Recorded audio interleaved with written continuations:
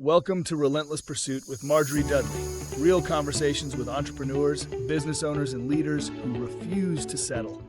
This isn't about overnight success. It's about the decisions, discipline, setbacks, and standards that shape extraordinary results. If you're building something that matters, you're in the right place.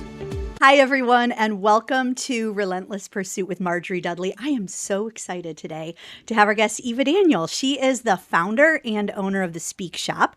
And the Speak Shop out of Nashville, Tennessee, she helps people all over the country, all over the world, develop compelling speeches. Welcome, Eva. It's so great to have you today. Thank you so much for having me. And you are one of those people I've gotten at least the privilege lightly to help to develop a compelling speech because you're a great speaker yourself. Thank you. We have had so much fun. And I'm telling you, her classes, her sessions, her trainings are phenomenal. Why don't you start by telling, how did you get into the world of like, hey, I'm going to help people speak more eloquently, more professionally, more compellingly? How did that even start? As my 14-year-old says, I help people speak gooder. I was like, that's adorable. That's a great way to put it. Is that your tagline? Is that like helping TM? you speak gooder every day? So I've been in the communications industry for about 20 years now, and I first fell in love with it in radio. I always say radio was my first professional love. In college, I was, a news anchor for a couple of years. It sounds a lot more exciting than the reality. It was a very small town radio station, but really, truly fell in love with radio. And I love the way that radio, especially, back in the day, but even audio now, podcasts like this, that they can meet people wherever they are. Driving their cars, going on runs, in their homes. It's such an intimate experience. I feel like audio always has been. So my first love was radio. And then along the way, I actually was a speech major in college, but I stayed in the radio industry for about 15 years. And then for the last 8 years, I've made the shift over to the world of speaking, which obviously, there's a lot of overlap between those because it's still communications industry. But for the last 8 years, I've been in the speech writing, speech development, industry. Excited to talk about and so I that. initially moved to the Nashville area to be a speechwriter for Dave Ramsey and his team of speakers. And then 4 years ago, did launch out on my own and now work with a lot of entrepreneurs and leaders and individuals as well as businesses to really help people speak gooder and have the confidence, but having the confidence to walk into any single room that you're going into, whether it's a meeting or you maybe are giving a keynote speech at a conference. But I want every single person to believe in their own story, their own message, because everyone has a story and a message worth sharing. And so I really view my role as equipping people with confidence to step into those rooms and show up as their most authentic, best version of themselves in the way that they communicate. That's incredible. I have so many things I want to ask you about. I want to go maybe somewhat chronologically. How did you get into radio? You said that was your first passion, and radio was like such a milestone for a lot of people, but it wasn't necessarily easy to break into. So how did you do it? Yeah, I mean, I was in one of those scenarios where I sort of lucked out because when I was in college, after my sophomore year, I was friends with a senior who had a job at the local radio station, and she was leaving because she was going to be graduating. And she said, "Hey, would you like me to put your name in?" And this was a local radio station, and they always like to have a college student working there to just kind of be connected, with the college. And so she helped me get the job. And so that's how I initially got connected. And then Who you know, always. Yes. Yeah. So got connected that way. It's often who you know. I mean, in terms of when you would go way back, and when I was a kid, I took a field trip of a radio station. I was like, oh, this looks really cool. So that seed was probably planted when I was even a little bit younger. But as far as the door opening, I think in a lot of things in life, it's kind of that combination of hard work, talent, and who you know. And so this was definitely one of those scenarios of who you know, because she basically got me the job at the station. And then I was proud when I was a senior to help another sophomore get a job at the radio station. So you paid and it hopefully forward. hopefully it's still being, I don't know if it's still being dominoed a couple decades later. If you're out there, let us know. Let us know. That's awesome. Now, what did you learn in radio? What did that experience teach you? What were some of the interesting or challenging things in that profession? I think one of the greatest things that radio taught me is the power of the clock and actually how much can be said in just a short amount of time. Oftentimes, in meetings or in real life or giving presentations, there's not really like this strict time limit, but radio is one of those really interesting industries because you have certain amounts of time blocks between things, between music sets, or if it's, Yes. if you're airing, a high school or college or, NFL football game, there are these certain lengths of time that you have. And so I think you partly realize the power of a minute and how much can be said in a single minute. I also think it gives you a lot of the diligence of clock management, which is a skill that I think more people could use Yes. professionally. Oh, we're not even talking about speaking, just life in general. Right. So I think that that's one of the biggest things. And then I think the other thing that radio really taught me is how important it is to be a compelling communicator without visual aids, without slides, just by the sound of your own voice or the way that you share stories or the energy of the vocal variety and the way that you're conveying things. Unlike video or even giving a speech where maybe you have this big slide deck or you have you physically on the stage. Right. One thing I think that audio really teaches you is how do I convey my thoughts? How do I communicate them without the aid of all of these other visual components? And so How do I make it interesting? Sometimes I wish that every one of my clients could have an experience working in radio because I do think that it helps you in a lot of ways. What I'm hearing is like landing the plane. So often I've been in, it could be meetings or I've heard other people speak, and you can tell that they maybe didn't manage their time and then they're running over, which plays into the next person either starting late or having their time cut. That drives me insane, by the way. Or they don't finish strong. They kind of finish in a jumbled mess. And I've been guilty of this too. Landing the plane feels really important in radio, like you're talking about. Now, I'm curious, you talked about understanding your voice and communicating things. Did you ever have to coach someone to sort of change their voice? And not just vocal variety, but I'm talking like Casey Case. I'm like, your voice. Have you ever had to like tell someone, your voice is kind of annoying? You need I haven't spent a ton of focus on that in my career. So my specialty as a speech coach is really the content side, because I believe a lot of times what people perceive as delivery challenges, whether it is maybe that vocal variety or how do I deepen my voice or how am I, because really at the root of that question is how can I be more compelling on the air, on the stage? A lot of times those things, or rabbit trails or body language, all of those things can be directly tied to content, not being clear in what you're trying to say, not having layered in stories or humor or structure. And so as a speech coach, I always love staying in the lane that I know that I own.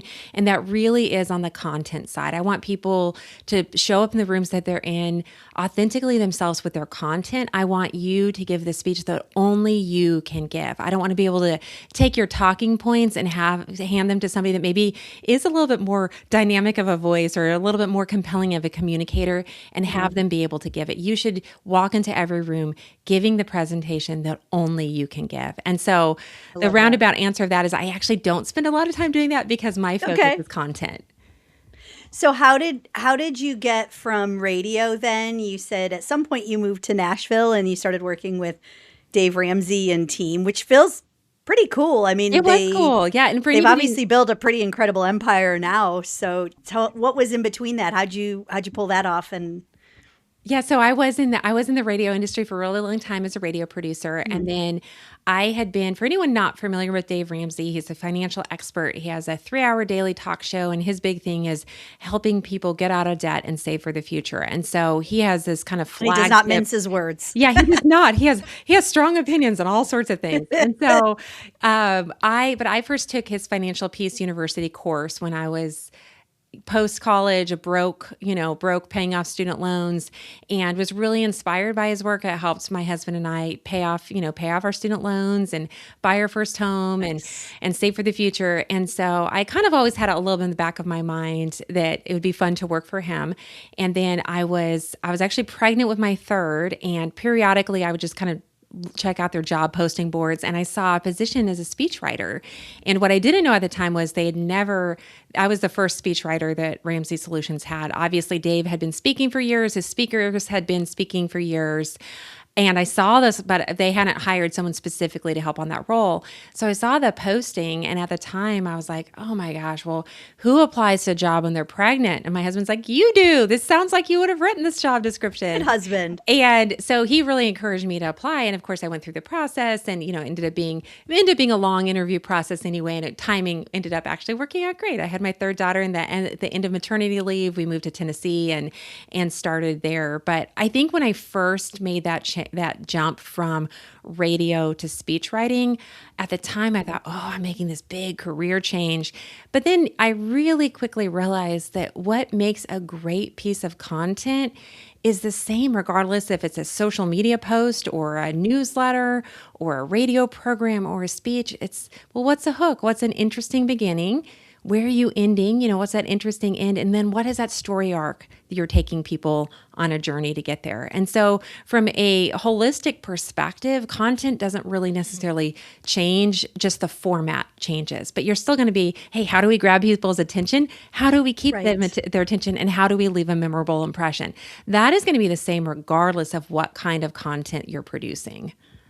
I want to ask you a few more questions about that, but before I do, I want to plug your Spark framework. It has been just a really helpful tool. Is there anything about that you can share with people to just kind of give them an overview of what makes it so effective and why it works? Sure, absolutely. Well, I have spent, hundreds of hours working with clients to write speeches. And I started going, okay, I need to come up with a pattern of how to structure a speech. So I did come up with a Spark framework. It's an acronym. And this is how you write your speech. So I'll just quickly go through it. S is start with a story. If it's a smaller team update, you might want to do a statement or a stat, but something bold, that hook that you're going to grab people with. I often recommend starting a story in the middle of the story, a cold open where we're diving right in with the action. Then problem. What problem does your speech solve? That's that P of Spark. Every speech you give needs to solve a problem that your audience is facing. 100%. So before you rush to the solutions, do they feel the weight of the problem? How long you spend on any of these sections, of course, is dependent on how long your speech is, who all you're speaking to. Audience questions and knowing who your audience is, of course, is really important. The A of Spark is actions. What action or actions do you want your audience to take to solve that problem? That's where you get to put in your signature framework, your thought leadership. Marjorie, you've done such a good job developing yours. That's where you put in really the heart, the meats of your presentation. R is resolving. You want to resolve any story loops. You want to land every plane you launched. You want to, if you're going to take questions from your audience, you should never take them at the end. You never want to end on a Q&A, but you can take them towards the end. Highlight, underscore, no questions at the very end. Never end your presentation. You don't want to sabotage. You do not want to give the control of your ending, the most powerful part of your presentation, over to a stranger with a mic. You do not want to let them own it. So instead, if you're going to take questions, you want to take them towards the end because you want to come back with K, which is a knockout closing, a memorable, magnificent final impression that your audience will have of you. Now, obviously, this Spark framework can work great for a long keynote, but it can also work really well in a shorter meeting as well, of just going, okay, how am I starting interesting? What problem is this thing? What's the solution? Hey, are there any questions, loose ends? And then what's the final word, the last impression that I'm going to have? And so that's the Spark framework. I think it's so helpful because a lot of times what can happen when we know we're going to be giving a presentation, we can go into this kind of phase of overwhelm, like where do I start? What do I do? Yes. Having a simple formula of how you're going to organize your content can be transformative in your presentation. It breaks something really big. I mean, if you're planning to speak for 30 minutes, 45 an hour, and again, like you said, you can use this framework in even shorter. Like one of the people in our group was talking about her son's wedding. I believe she was giving the mother of the groom toast. I mean, so there's lots of applications, but it can be overwhelming to write a 45-minute to 60-minute speech. And I thought that Spark framework was so helpful. And maybe if we're lucky, Eva will let us link a handout in the notes of that Spark framework. But going back to did you have that when you started with Ramsey? Or I guess what I'm kind of wondering is you had been doing radio, but you hadn't actually been a speech writer yet. So how did you face any imposter syndrome? How did you see yourself in that role before you'd done that role before? Because I think that that's always the essence of, we always have to see ourselves. We have to see ourselves as our future self in order to sort of act and take that action. So I'm curious what your thought process was, if you can remember some of those early days. Yeah, absolutely. Well, I think, I know this podcast, there's a lot of entrepreneurs and a lot of leaders and a lot of solopreneurs, all sorts listening. And I mean, I feel like we're all kind of facing imposter syndrome every day. And to a degree, Yes. maybe we should be, because, somebody I know uses the phrase new levels, new devils, because you figure out something, you grow in your expertise and you're like, I'm crushing this. Well, then more than likely, if you're, relentlessly pursuing leadership in life and all of these things that you talk about on your podcast, you're going to go for the next thing, try the next thing, develop, grow. And so you're always going to be kind of facing these. Going backwards, when I first started, I totally had imposter syndrome. I'd never written a speech for someone else. I'd written thousands of pieces of radio script, but in terms of actually, full-blown keynote, I'd never really written a speech for someone else. I'd written speeches for myself, but none of them had been very long. I mean, I'd been in Toastmasters for years and was a speech major in college, but they were all 5 to 15 minute speeches. They're not these big, behemoth ones. So, I mean, a lot of it honestly was learning on the job. And I always say being a speechwriter for Dave Ramsey was a lot different than, for example, if you were going to be a presidential speechwriter who you're writing word for word, because Dave is one of those people, he knows who he is. Like, you can love him, you can hate him, you can fall somewhere in between, but he knows who he is. So a lot of it was kind of helping just organize thoughts. A lot of the things that I have developed in the last 4 years, like the Spark framework, has come from just a lot of writing myself, working with a lot of speakers to develop it out. I always say, if you want to improve in any area, you need to get in the arena.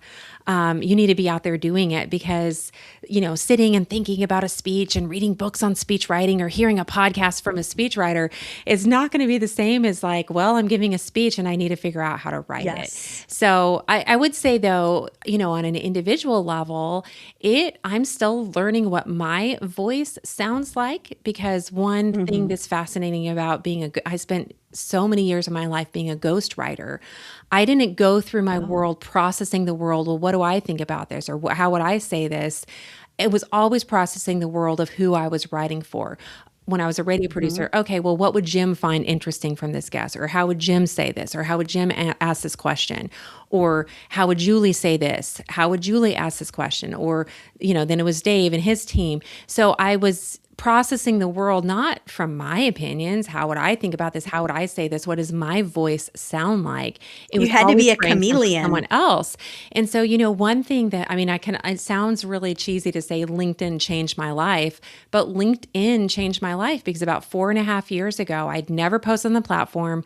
Probably like many people listening, it was a dormant. I'd been on the platform 14 years, never posted, never commented. I thought it was a place resumes went to go and die. And then I turned around one day and I went, oh, when did this platform become this? And so I just started writing little thoughts I had of like, hey, what to do with the hands while talking, or how to reduce filler words, or, oh yeah, filler gestures. Don't tug on your blazer the whole time you're speaking. I just started giving these little tips. And I look back, Marjorie, I look back to some of those early posts and they are so cringy to me. Sloppy copy. I don't sound like myself. I sound like a poor carbon copy of someone else in my writing, because I didn't know what my writing voice sounded like. I didn't know what my speaking voice sounded like. And so, and I would also say we're all kind of works in progress, but it takes a while to figure out, what does your voice sound like, the authentic, but I want to highlight version of you. I want to highlight, because you're absolutely right. Like, we know now, especially in this era of AI and content galore, that authenticity is going to be what cuts through the noise. But what I really, really actually love about the story is, even in spite of that, you just started. Because I also think that fear of sloppy copy, or fear of it looking not as professional. I mean, I held back on starting this show for 20 years before podcasts were even a thing. I actually went out and did a few interviews with a dictation thing, like the little, and then buried them and never did anything with them because I'm like, who am I? Who's gonna listen to me? Never mind the people I was interviewing were actually incredible people, and it was gonna be, but it was like fear of it being perfect and right stopped me. And I'm so grateful for a friend who encouraged me to pick it back up again. But I think the best part of your story is you started and you were willing to learn and keep seeking out that authentic voice. And consistency compounds. Oh, yes. I mean, consistency really compounds. And so even it's so funny you mentioned that because I just, right before our podcast this morning, I do a breakfast with a friend of mine every couple of weeks. We talk about our businesses, how to grow them, and I started a newsletter about almost 2 years ago now, but she's in that, I want to start a newsletter, but she has the imposter syndrome about the newsletter. But then she's crushing it on Reels on Instagram. And I'm like, I don't want to do video. Video is so hard to me. I think it's just like, it's so hard. But we were talking about, it's just, the overthinking, my overthinking again. But there really is that spot of, there is a level of just start because you're overthinking it and no one's paying nearly as much attention to you as you think they are. And even if you put something out there that you decide, that's not really what I believe anymore. A couple things you can, on one hand, everything lives forever on the internet. On the other hand, you can take it down. You can evolve. I mean, the people we admire the most, they don't just stay static where they believe the same thing forever. I like to give other people credit, and I want to have them give me credit too. I mean, when I first started posting, there's things I look back on that I posted about speaking 4.5 years ago that maybe I don't agree with this strongly now, or my opinions have evolved, or I've deepened and I've, leaned into deeper. Like, 4 or 5 years ago, I was like, every speech needs humor. And it's like, well, no, actually not every speech needs humor. The tone is not always right. And if humor, if you struggle with humor and you're not naturally funny, maybe you don't need to get it in there. But a few years ago, I would have been like, and so I think that one of the best things you can do is just start. Whatever it is, just start. And so, I mean, even in the speaking industry, I have a lot of people reach out to me that will be like, hey, do you think I have the chops to be a professional speaker? I've been thinking about becoming a speaker. And they're overanalyzing before they even started it and even seeing what the industry is like. And there's a level, it's like, well, you need to get out there. You need to get some reps on some stages. You need to see if because, even for example, I work with a lot of professional speakers, and people perceive, professional speakers as speaking on stages, making lots of money. That's not really what the job is. That's like an hour. I mean, I have a client that speaks 52 times a year. So maybe he speaks actively on stages somewhere between 50 and 75 hours of a whole year. And that's a lot of time. And 52 times a year is a lot. Like, that's a ton of speaking. Yes. Because you know what being a speaker is? The job of being a professional speaker is developing content, meeting with event organizers, landing gigs, flying to the gigs, sitting in airports, eating sushi by yourself at the Atlanta airport, going to networking things, creating follow-up resources, writing the book that accelerates your speaker. So as long as you like all of those things, go into the industry. But, some of those things you don't know until you step in and try. And so I try to remind myself, sometimes successfully, sometimes not as successfully, that you've got to just start. And then I try to, because sometimes I think if we think about starting something, if you're like, I'm going to do a podcast every week forever, it feels really overwhelming. So I've learned for myself to kind of bucket, hey, I'm going to try this thing I usually try to make myself do things for at least 3 months, usually 6. I've go, hey, what? I'm going to give this thing a go for 6 months and see if I like it. Do I enjoy it? Is it working?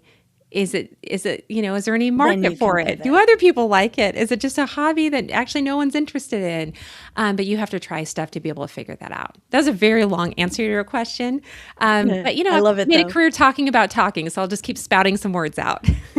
Well, I think some of the takeaways especially that I hear is one, you have to start. We were kind of talking about that. But then 2, you have to stay consistent for some amount of time that would actually give you traction. Because if you just kind of go in fits and spurts and then say it's not working, it's hard. Is it not working, or did it never get momentum and critical mass? And so whatever it is, whether you are wanting to be a speaker or there's any other piece of your business that you're wanting to elevate, What can you just start? What can you do consistently? And what amount of time can you commit to doing it for that would allow you to actually test and measure and assess? And then there may be a pivot. There may be an adjustment. There may be a voice shift. So I think that there was a lot to unpack in that was really helpful. And Marjorie, I want to ask you a question. So you mentioned just a second ago, it took you, from your little dictation device, it took you 20 years. So you probably shared this on an earlier podcast, but what was it that prompted you to finally start it? So I have a dear friend. She was actually my first ever guest, and she came out. We did a writer's retreat together. She came out to Florida and hung out, and we did some writing and got her book live on Amazon, The Business of Beauty, and she's in the beauty industry. But when we were talking about making this her book happen, she had mentioned something along the lines of, you should really do a podcast. And I thought, imposter syndrome alert. I thought, no way, nobody's going to listen to me. What do I have to say? Or, just all the doubts and the fears. And I really do feel like the space is fragmented. I think that is true. But I think all the spaces are fragmented now. Radio is fragmented. Television is fragmented. Everything is changing so rapidly with AI and everything else too.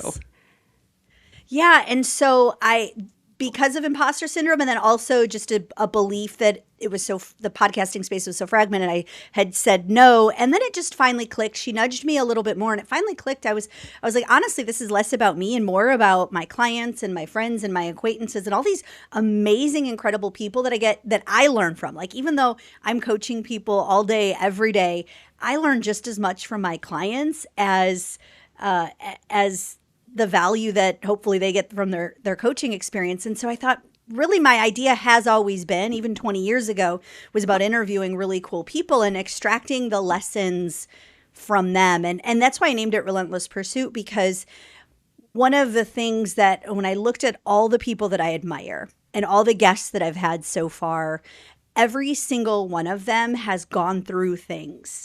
They have been through challenges. They're going through challenges. They're going to go through challenges. And I thought, man, what separates the people that just kind of live in mediocre land from the people that are just living, breathing inspirations is they're just relentlessly pursuing. They're never giving up. They're continuously facing setbacks and then figuring out how to pivot and level up and grow and get better and adjust and tweak. And I wanted to learn more from that. And I figured, well, if that's something I want to learn from, maybe other people want to learn from it. So I just pulled the trigger, got everything set up in December and pulled the trigger. And we've been doing about an episode a week since the beginning of the year. So this is episode amazing. Roughly 20. We're a little bit behind because I was traveling most of May, but that was my commitment. To your point, my commitment was I'm going to do 50 episodes this year. So y'all can hold me to that. Yes, that's fantastic. So, I love that. And you survived Maycember, as we call it as parents now, because it's just relentlessly busy. Yes, survived is definitely the word. Thrived. So, how about you thrived in May? Survived, we're working on that. Somewhere in between. To all the, particularly moms, I'm sure dads experience a little Maycember too, but to all the moms who got through Maycember with graduations and parties and end of school this and summer camp that, my hat is off to you because it's been a wild ride. So yeah, thanks for asking.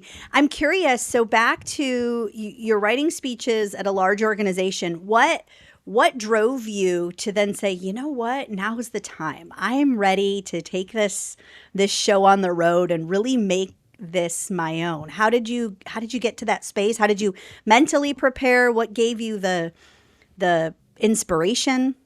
There was a handful of things. I grew up in a family of entrepreneurs, and I kind of felt like it's a little of my DNA that I'd start my own thing at some point. And in my mid-20s, I'm in my 40s now, but in my mid-20s, when I first started as a radio producer, I started seeing this trend, and that was I would be doing pre-interviews with potential radio guests. So here were people overall that had gotten traditionally published book deals, which is not easy to do. They'd gotten their book into the world. And so one of my jobs at the time, my job at the time, I was selecting radio guests. And so I would get the person on the phone, do a 20-minute pre-interview. I would record it. And then if they were good, I'd find a 2-minute clip. I'd pitch at a larger team meeting. Hey, we should have this person who read this book on this topic. And this almost like podcasting. Yeah. So, all of that. And I started noticing this trend where I would get someone on the phone and here they had written a book and they could not communicate their ideas at all. They could do it in writing, but then that translation from writing to just a pre-interview on a phone, with a 20-something, they couldn't communicate them at all. And so in my mid-20s, I was like, I need to start a business and I'm going to call it From Book to Mic, taking the page to the platform. Like I had this whole, this whole I idea. love it though. But I also kind of had that self-awareness that I didn't have enough experience yet. Maybe that's a little imposter syndrome, but it's also, sometimes we feel imposter syndrome. We've been talking about that some today. Sometimes we feel it because we actually are an imposter and we need to learn more and grow more. Like we actually don't know what we're doing yet. So in my 20s, I had the idea, but then I kind of say that my 30s was my decade of children. I have 4 kids. And so life was very, very busy and full. But so then I'm working at Ramsey Solutions. The dream of starting my own business had not really left. And about, a year in, COVID happened and it was kind of like that. I think COVID for a lot of us was a reevaluation in a handful of ways. And so that was kind of the first, I was like, okay, I don't see myself, it was kind of like, I don't see myself working for people forever. I don't know what that looks like. And then about 6 months or so after that, someone at work pulled me aside and said, hey, Eva, my pastor really needs help with his speaking. Do you take freelance clients? Like, do you have a side hustle? I was like, well, absolutely I do. Yes, I do. So I started as a side hustle and someone gave me really good advice that I pass on to anyone now that's thinking of starting their own business, that start as a side hustle. And if you can get your side hustle up to where it's making half of your income, it's a pretty good indicator that if you were to jump, it's going to be successful. And so I started as a side hustle and, here's a client, a couple clients, start posting on LinkedIn, here's some more clients. Did you have to go find them or were they finding you? Well, so it kind of started again with, it's like, coworker asked me to work with this pastor and then the pastor recommends somebody, it's kind of that domino of referrals. But then on LinkedIn, people just kind of started reaching out on it. And so I started getting more clients in, but because along the way I had a 4th child, surprise, that was not expected. But so I'm working a full-time day job, which was intense. I'm pregnant, working a side hustle, then I'm having a baby and it's like newborn. But I hit this point where a couple kind of distinct things happened. One was, have you ever read Daniel Pink's book, The Power of Regret? It's a fantastic read. Oh, not that one. I read his other one. In this book, Daniel Pink, social researcher, he interviewed 18,000 people or something like that about their number one biggest regret. And this is not shocking based on if anybody listening has ever, read Bronnie Ware's work or anybody else that talks about regret. But his greatest finding was that people often regret the things they did not do more than the things that they did. So I'm on a run. At the time I'm training for a half marathon because apparently I don't have enough other things going on in my life. I'm listening to this audiobook. And in it, he has people just like reading their regrets out loud. Like that's kind of how he opens every chapter and they're scattered throughout the book. And one person's regret was basically they regretted that they had never started their own business, that they'd always wanted to. They talked about it. They were the type of person that talked about it, but they'd never actually done it. And I was like, I actually stopped running. And I had this moment where I thought, that's me. And maybe this is also my midlife crisis. I quit my job like 3 months before turning 40. So sometimes I joke, I'm like, I'm just living on my midlife crisis right now. But that was a really pivotal moment for me because I thought, am I going to just spend my life being the type of person that talks about all the things that I'm going to do someday? Or am I going to start doing those things? Since I started as a side hustle, I had the confidence that I knew there was kind of like a little bit of, a market for it. Of course, I had no idea, like anyone listening who's started a business, you have no idea how hard it is. If you had any idea how hard it's going to be, Would any of it Right. start? I don't know. How much decision fatigue, how many things all of the time. I mean, it's not for everyone. On a bad day, I'm like, I have the worst boss in the world. I'm like, my boss is the worst and it's me. I don't even have She's anybody to terrible. complain to about the boss, But on the flip side, gosh, I've loved it. I've learned so much. I think I'm ruined for life now. I'm not convinced I could ever work for anyone else again because the Yes. opportunity potential, the income potential, the flexibility, the independence to decide you want to do something today. If you decide you want to do something today, you can just go do it without, and I had worked in great work environments. I had really good employees, but there's still that level when you work for someone else, you recognize end of the day, you're paying me to do this thing. And I can think the thing could be bigger and it could be all of these other things and we can expand it, we could grow it. But end of the day, I'm an adult and I recognize that you're paying me to do this thing and I can dream it up and maybe, in some work environments go crazy and do all of these other things. But end of the day, like they get to kind of, they've bought your time. And so they get to decide how you spend your time because they're paying for your time to get the thing done. And so the thing I love about working for myself, and I don't know if you feel this way, is just the freedom, the independence that you get to chart your own course. You get to really own your career. I know we should all have that perspective, even if we're working for somebody else. I think it's just easier to do if you work for yourself, just this true ownership of who you are and just your career. 100%. It's, I learned what COVID taught me is how much I value freedom and autonomy. I didn't realize that was a deeply held value that was really pushed up against in all that time.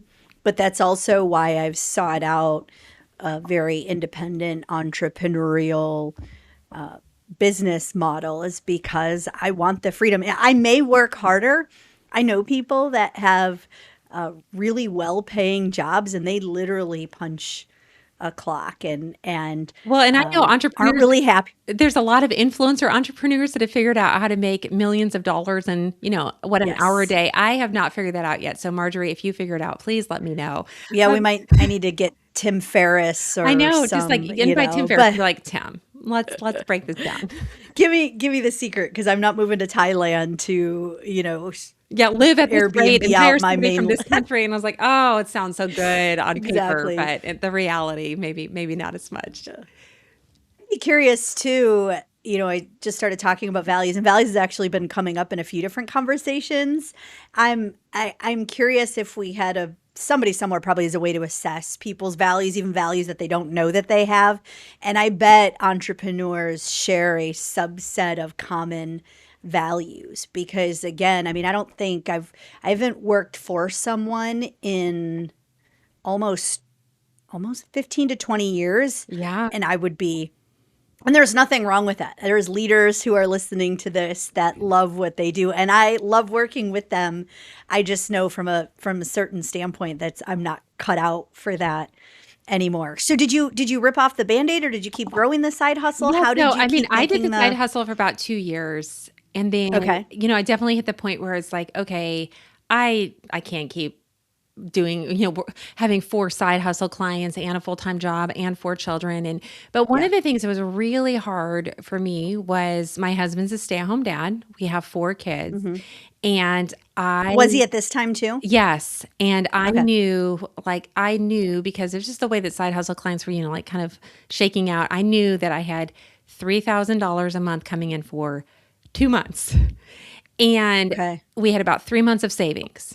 So it wasn't like, some people quit their job and they have all this luxury of, their spouse's income, or they have all these savings or whatever. It was very much like a very gritty kind of, and looking back, it feels like such a huge risk when you take it. But looking back, it was like, end of the day, I would remind myself, you are hireable. Like if this for some reason does not work out and you can't make it, you are hireable. Your husband's hireable. Like you can get other jobs. But those initial steps, like it was really scary. And it was very, you're talking about values, one of the values I adopted really early on out of necessity, but I still let it drive my business today as much as I can, is one of my core values is scrappy, not crappy, because I'm going to do things as scrappy as I can. I'm going to figure them out. But I don't want things to be crappy. Like I don't want it to be poor quality, but it's like I'm going to produce the best quality thing that I can with I love that. the lowest investment. So I was very much like at the beginning, it was a very scrappy, not crappy. And so when I bought my But that's a home, good lesson for anyone yes, thinking of starting either their side hustle or taking their people will get obsessed with, oh, my logo, my Yes. website. I'm like, I need money. I need to figure out how to make money. I'm sure all those things would be great, but like people can get really fixated on, and then it prevents them from starting, like what we talked about with LinkedIn. Oh, my voice on their isn't. website. No one is going to your website because no one knows you exist. I didn't even have a website for 2 years. Even now, I mean, my website's okay. It does the job, but it's like people can get kind of consumed with the wrong things at the beginning. But because I needed money, I was very much like, scrappy, not crappy. And then one thing that was very pivotal for me, that's about 6 months in, and I paid for a $3,000 branding session, which is not even that much. I mean, this friend who does them like charges 20 grand. So he was giving me this great deal. But at the time, I mean, this like wiped out, because I'd only been going for a few months, like wiped out my business bank account basically. And the branding work was very helpful. Messaging and, colors and all that, that was very helpful. I still use it to this day. Fonts, what fonts you should use. But the most helpful part of it was actually my friend turning to me and saying, because I was yammering on and on. I'm like, oh, but I want to grow this and I want to do this and I could do this and I like to speak and all the ideas. And he looks at me as he goes, it's great that you want to do all those things, but you know what you need? You need money. You need some clients and you need money. So why don't you focus on getting some clients and serving clients better? And then you can focus on all of those other things. And I think I just need somebody to kind of share that hard truth on that day. Yes. Because it's not that I wasn't serving clients, that I wasn't trying to get new clients. I was just so distracted by the 20 or 30 things that I wanted to do that intentionality. So even kind of at the beginning, I was like, I help speakers speak. And so even when I shared at the beginning where I was like content, hey, I'm a content first speech coach. That's what I do. At the beginning, it was like, oh, you need help starting your podcast? Well, I have experience in podcasting. Oh, you need help. I was just taking a lot of things that weren't as targeted and I don't think there's anything wrong with that. I think that's the reality diluting of most your of us focus. Starting our own business. But I would say that once I focused down was like, you know what? I'm a content first speech coach. I work with people who have speaking engagements on the books. My specialty is professional speakers or aspiring professional speakers, and getting that niche and that narrow down was huge for me personally. And I see a lot of other business owners that I know, the ones that struggle the most are the ones that don't have focus. So even on LinkedIn, I mean, I do post things about entrepreneurship or 4-kid life here or there. But I mean, 80% of my content, I talk about one thing 1,000 ways. Talk about public speaking. That's what I talk about. Do I have other interests? Absolutely. I have so many interests and so many other professional things that I've done, or even just that I could talk about, but I want to be known for public speaking. So I talk about public speaking. I don't clutter it with all of these other things that I could talk about, or they're even interesting to me. I don't chase every curiosity because that's not what I'm building my brand around. And so that's kind of one of those things I do, anybody listening that's struggling in their business or thinking of starting their own. It's like the same advice my friend gave me. It's like, hey, you know what you need? You need money, because when you have money, then you have options to pursue some of these different things, try some of these different things. But at the beginning, you need to really be focused and niche down. That's at least my recommendation. Could not agree more. And I think sometimes early on, you do have to have a slightly wider scope. But it shouldn't, you shouldn't be jumping the shark with that wide scope to try to be everything to everyone, because that really does dilute focus. So it's about having a wide enough scope that you can get money and revenue quickly, because to your point, that's what gives you options.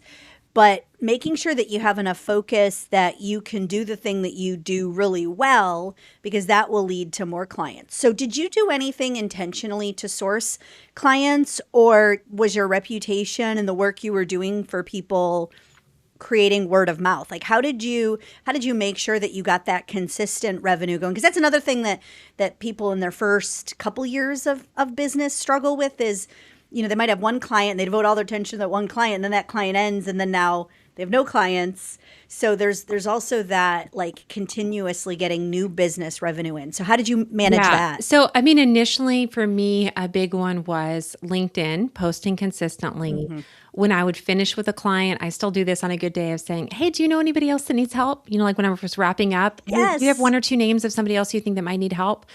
And then really early on, but I've done it twice, was individually texting people on my phone, not people, I wasn't reaching out to old college friend.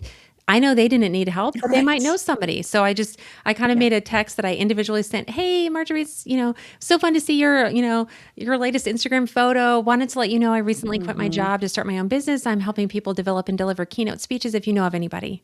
And just, friendly text, letting people know what I was doing. Both of those times, I got, I've received clients from.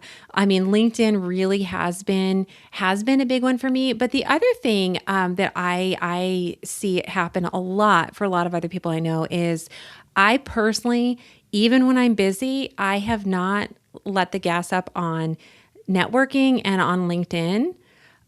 What can happen, I'm too busy to write my newsletter. I literally don't have time to write it, or I'm too busy to post on LinkedIn. I have more clients, the world of entrepreneurship, it's like feast or famine sometimes. Yes. It's when it's feasting, you're the last thing I want to do is feeling like I'm drumming up more business. I cannot even handle what I have.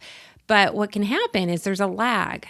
I'm sure you've experienced this too. It's the effort 100%. of today is not for tomorrow. It's in 3 months from now or 6 months. Everybody's business are a different timeline. I usually find it's about a 3-month lag for me overall. It's from hustling today, usually that's kind of the process timeline, often, not always. And so I think one of the things, but I also at the beginning, I did way too much networking, and I decided I no longer do lunches because lunch can manage to take half your day. By the time you drive to it, the hour and a half lunch, the drive back, before you know it, in the mental space of I need to get to lunch, and then I'm back from the lunch, I'm settling back in.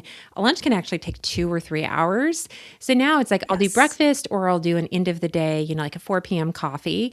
But I even said, I'm a social person, I'm extroverted, but I usually typically do 2 networking things a month. I do one larger group one, and then I'll do a coffee or lunch, or not usually lunch, coffee, maybe lunch occasionally, breakfast or coffee later in the day. But so I also feel you don't, my thing is, hey, I do at least 2 networking things a month. And even when I don't feel like it, I still send out my newsletter twice a month, and I still post on social media, 2 to 3 times a week.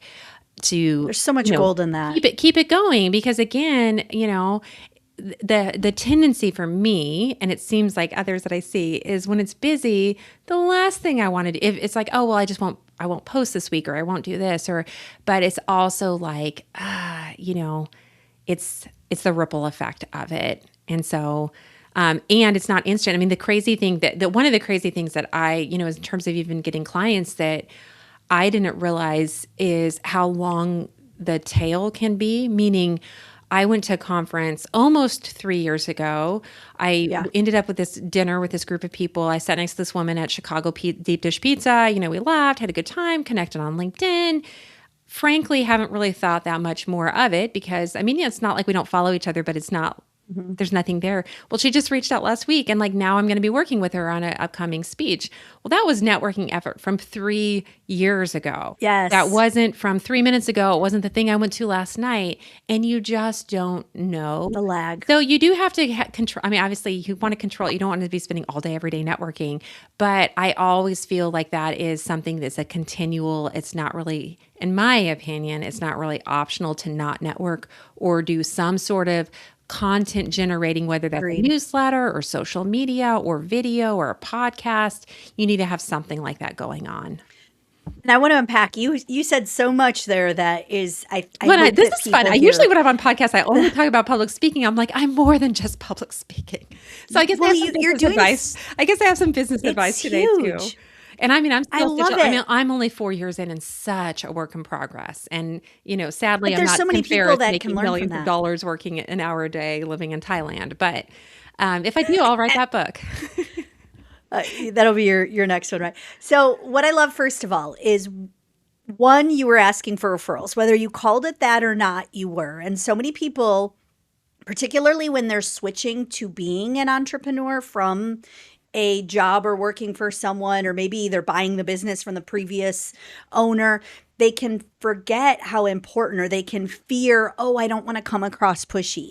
But if you provide good value and you ask in a non pushy way. You're not pushy. You're just hey, I could use some help if you know anyone. So one, I love that you were asking for referrals, like massive props. I hope everybody is doing that in some capacity, even if you're a leader and you don't have any, sales, but you're recruiting, asking for referrals for potential future team members. Like there's always ways we can do that. I love that.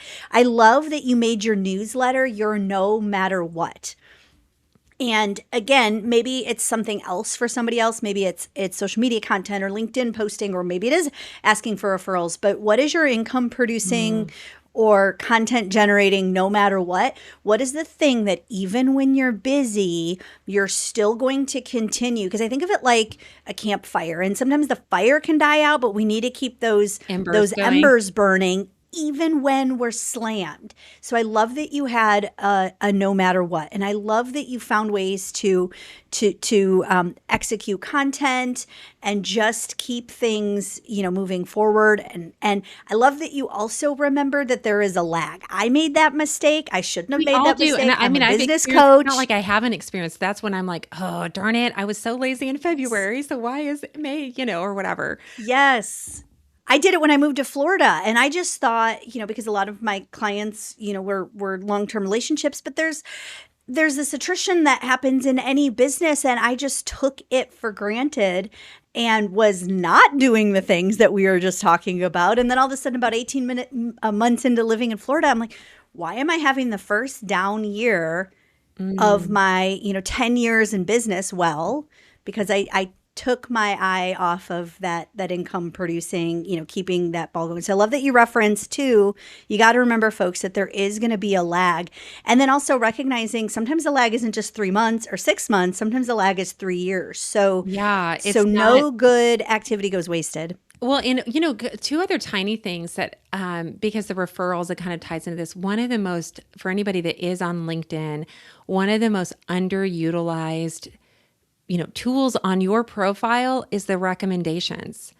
As soon as you're done working with somebody, get a recommendation from them. Unfortunately, LinkedIn has set it up. I can't upload yours to mine. Like you have to actually upload it yourself. Yeah.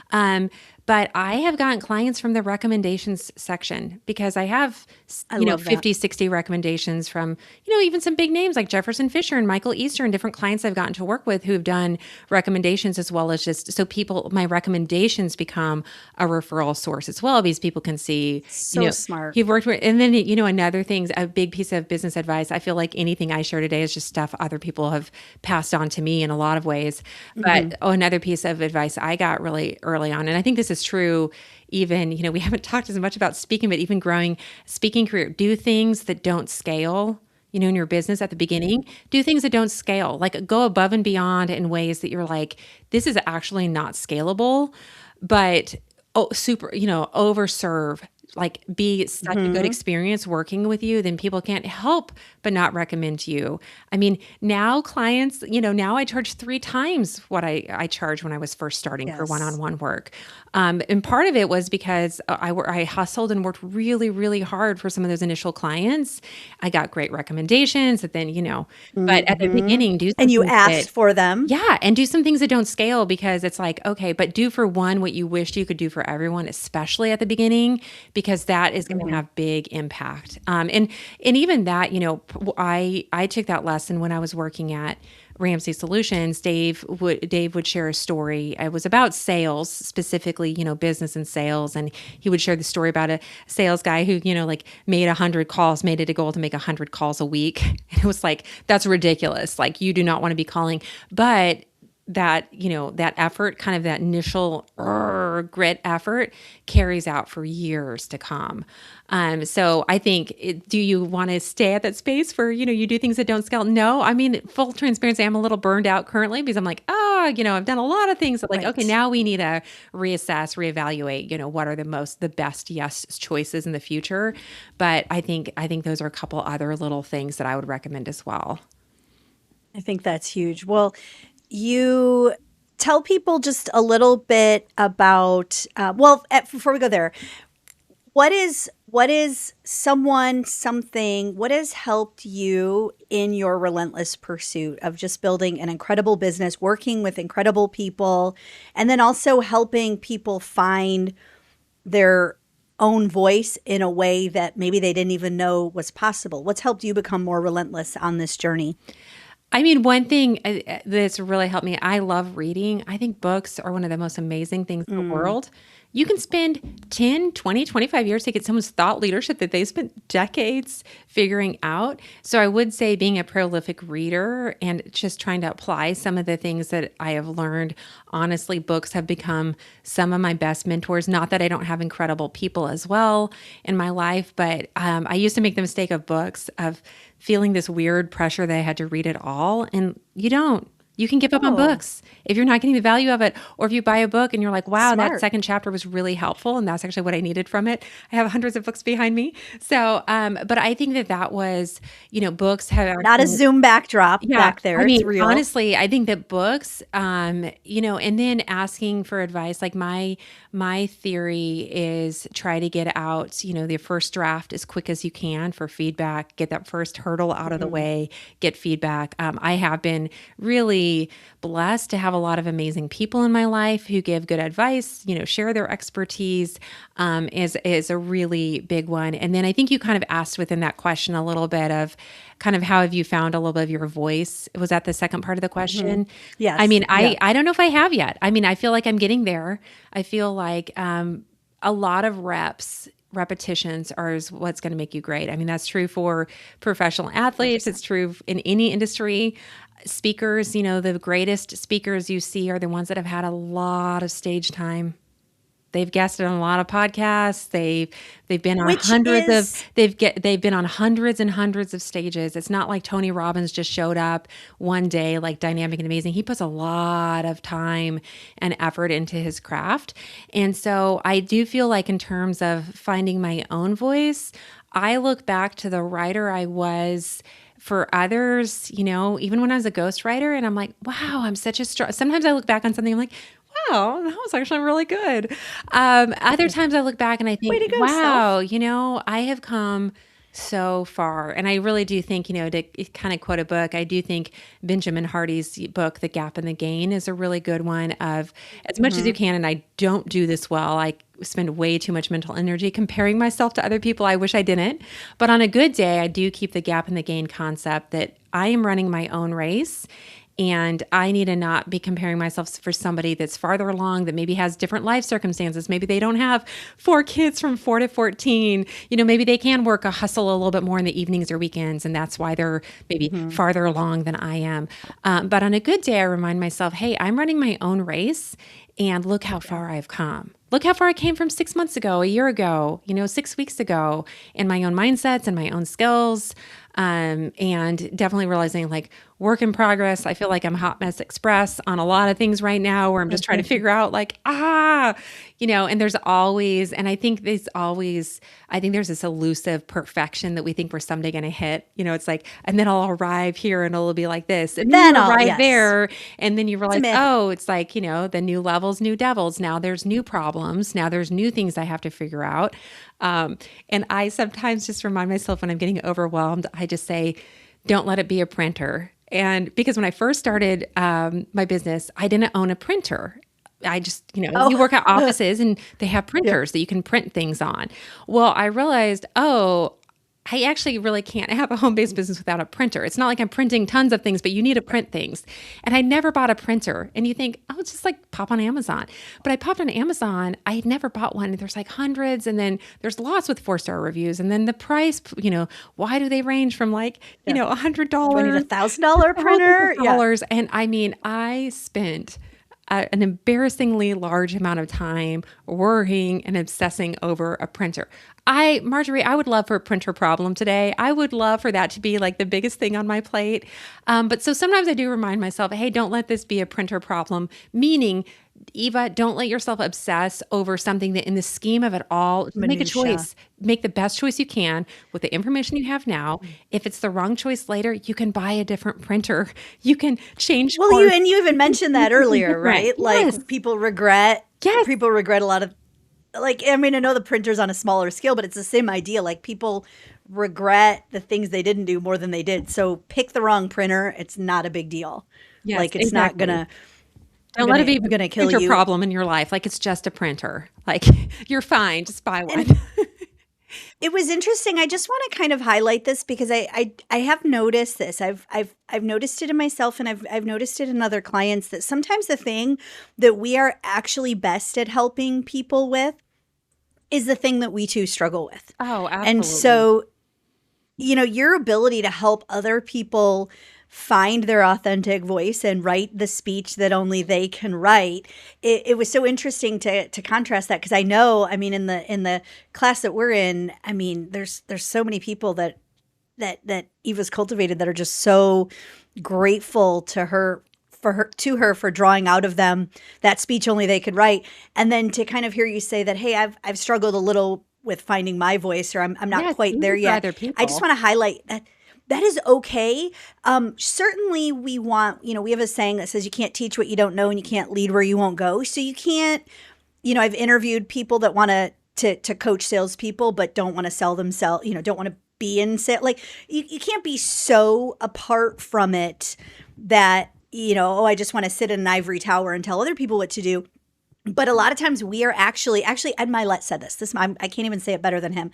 Ed Milet said, you are best equipped to help the person you used to be. Yeah, that's So so it is true. okay. Yes, it is okay if we are struggling still with the things that we're helping other people in whatever your business is. I'll add a little addendum, as long as we're continuing to work on it ourselves, Oh, because we can't, absolutely. preach to someone else. But I just think that is such a phenomenal insight. I don't even know if you intended that to be, but I just felt so much, just an aha from you saying that. So, Eva, it has been so fun. I feel like I could talk to you for I 3 more know. I'm hours, like, oh, and we're just getting you don't started. have Everyone anything else else is to do. like, this has been a long episode. I thought these were 40 minutes. Well, we'll just have to have you on again. Phenomenal speech coach, speech writer. Eva, where can people find you and the Speak Shop if they want to talk about how you can help them find their authentic voice, or any of the other services that you provide? Yes, well, I do have a website, thespeakshop.com.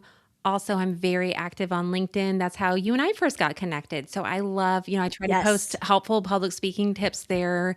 Love connecting with people on LinkedIn as well. So Eva Rose And Daniel. get her. How can they get your newsletter? What do they So need when to they do go to to the get your Speak newsletter? Shop, Because you want when that. you go to the speakshop.com, I have a free resource there, 12 questions you must ask for a killer speech.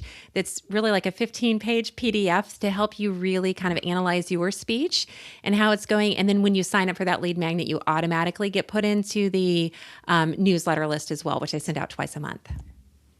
Perfect. Well, I wish I had 10 more hours with you. I feel like we could probably We could fill them talk for 10 easily. more We didn't, I hours. mean, we didn't even get to like talk in depth of and nerd out about all the public speaking things I either. know. So We'll nerd out next time, but this is phenomenal. I love your journey, and thank you so much for joining us today and sharing all the lessons that you've learned along the way. And just thank you for being an incredible mentor and coach to me. I really appreciate it. great. Well, thank you so much for having me on. Thank you for listening to Relentless Pursuit with Marjorie Dudley. If you want to build discipline, resilience, and results in your own work, that's what I help leaders and entrepreneurs do through coaching, speaking, and training. If today's conversation got you thinking about how you'd like to show up, you can find me through the links in the show notes. Until next time, stay relentless.